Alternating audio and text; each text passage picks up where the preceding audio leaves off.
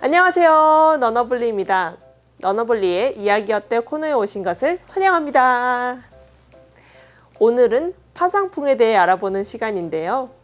근육 경련, 경직 증상을 일으키다 호흡마저 멈춰 사망하기도 하는 파상풍은 고대 그리스, 이집트 시절부터 끊임없이 인류를 괴롭혀 왔는데요.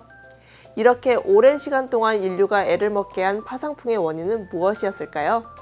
궁금하시다면 채널 고정해 주시고요. 시작해 보도록 하겠습니다. 파상풍은 토양에 서식하는 박테리아 클로스트리디움 테타니에 의해 발생합니다. 파상풍은 근육 경직과 경련을 유발하며 목숨을 잃을 수도 있을 정도로 심각해질 수 있는 감염입니다. 근육 경련으로 인해 턱이 다친 채 열리지 않는 증상이 나타나기도 해서 잠긴 턱이라고도 불렸습니다. 파상풍은 1940년대에 파상풍 백신 접종이 도입되기 훨씬 전인 고대 그리스, 이집트 시대부터 많은 임상의들 사이에서 잘 알려져 있는 질병이었는데요. 이 파상풍이 기록된 증거는 고대 이집트에서 기원전 1500년에 파상풍 증상을 기록한 문서가 존재하고 중국의 옛 의서에는 경병, 치병으로 불렸으며 송대의 태평성해방에는 파상풍이라는 병명이 기록되어 있기도 합니다. 이후 고려 중기에 저술된 향약 구급방 타절부에도 그리고 조선 중기에 저술된 동의보감 풍문에 중풍 등과 함께 파상풍이 등장합니다. 이렇게 오래된 의서에도 등장하는 파상풍은 기원전 3000년부터 시작된 것으로 여겨집니다.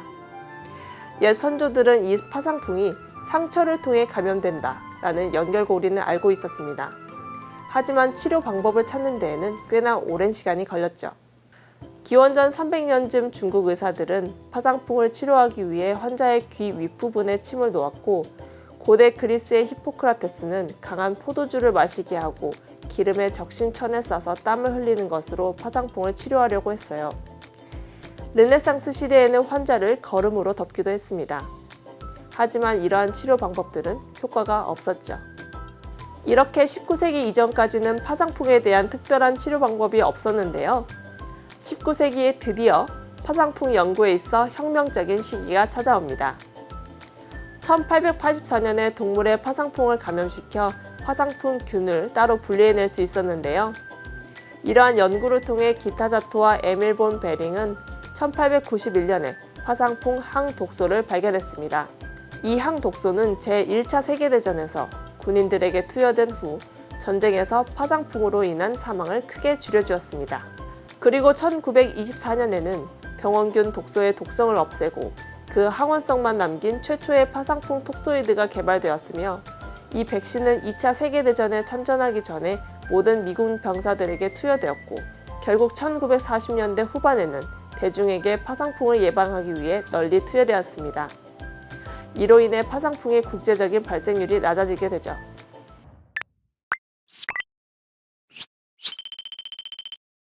이 파상풍은 다양한 원인으로 발생할 수 있는데요. 목 같은 날카로운 것들로 인해 피부를 관통하는 상처가 생긴 경우나 집에서 처치 곤란한 정도의 큰 상처가 발생할 경우, 신체 내부에 잔해물이 남아있는 경우, 동물에 물린 경우, 당뇨병이 있고 발, 다리 또는 기타 부위에 상처가 발생한 경우, 뻣뻣한 턱이나 목, 긴장을 풀 수 없고 고통스러운 근육통이 있는 경우, 호흡이나 삼키는 데 어려움이 있는 경우에는 파상풍을 의심할 수 있습니다.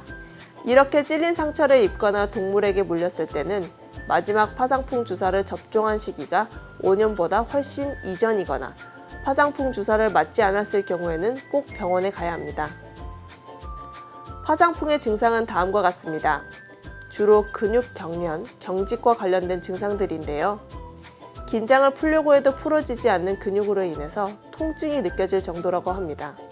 꽉 찐 주먹, 뻗은 다리, 앞뒤로 의사와는 상관없이 움직이는 팔, 턱이나 목 근육이 뻣뻣해져 정상적으로 움직이기 어렵거나 입을 이완시키려고 해도 사라지지 않는 이상한 미소를 짓게 됩니다. 그 밖에도 호흡 곤란, 삼킴 곤란이 발생하기도 하고 짜증이 나거나 안절부절 못할 수도 있습니다. 또한 운동을 하지 않거나 주변 온도가 높지 않아도 근육 경련으로 인해 발열 증상과 함께 땀이 나게 됩니다. 그리고 평소보다 빠른 심장 박동 또는 불규칙한 심장 박동 증세가 나타나며 이렇게 전신근육 경련 증상이 발생하다가 결국 호흡이 멈추는 사례도 있습니다. 때문에 파상풍에 걸린 경우 반드시 병원에 가셔야 합니다. 이렇게 병원에 가면 증상에 따라 차이는 있겠지만 파상풍 박테리아가 있을 수 있는 피부와 조직을 제거하고 잔균을 제거하기 위한 항생제 치료를 하게 되는데요.